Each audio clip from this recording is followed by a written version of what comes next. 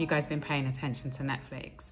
Have you seen that they are losing subscribers, their share prices are dropping, and the feedback is generally that their product just isn't as good as it used to be in terms of the films that they're putting out. Rather than trying to fix that, they have decided that they are going to tackle password sharing. So, you know, you've got a child away at uni, you give them the password to the Netflix, like, they're not having that any longer. So password sharing is what they're investigating, as well as introducing ads in between the content.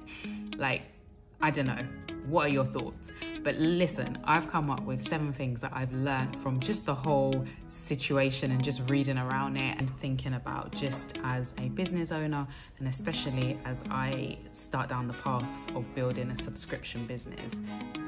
The lessons that I think they should be learning, I'm taking on board. All right, so point number 1, I feel like we, and I'm using the royal we as business owners, need to consider the current climate that we're in. Given that, you know, we're in a cost of living crisis, introducing increases in prices or anything that causes your customers to go wandering off for cheaper alternatives probably is not a good thing to do in the current climate. You know, people will prioritize and, you know, they'll vote with their feet. Point number 2, chasing revenue rather than keeping your customers happy is never gonna go well. Like, I need to think for my own business, how can I ensure that my customers remain happy? Point number 3, can we grandfather our loyal customers onto old pricing structures? Everyone is feeling the pinch right now. So if we have to increase our prices, how can we retain our loyal customers and make sure that they also don't go wandering off? Number 4, we have to pay attention to not only the future, but what happened in the past. Netflix came in when blockbusters weren't willing to advance and move. We don't want to find ourselves in a situation where we fail to look at what happened previously and end up making the same mistakes. Number 5, when you're not the only player in your market, you really have to be proactive when it comes to customer retention. Number 6, can we make our products or services more valuable by pairing and bundling things together?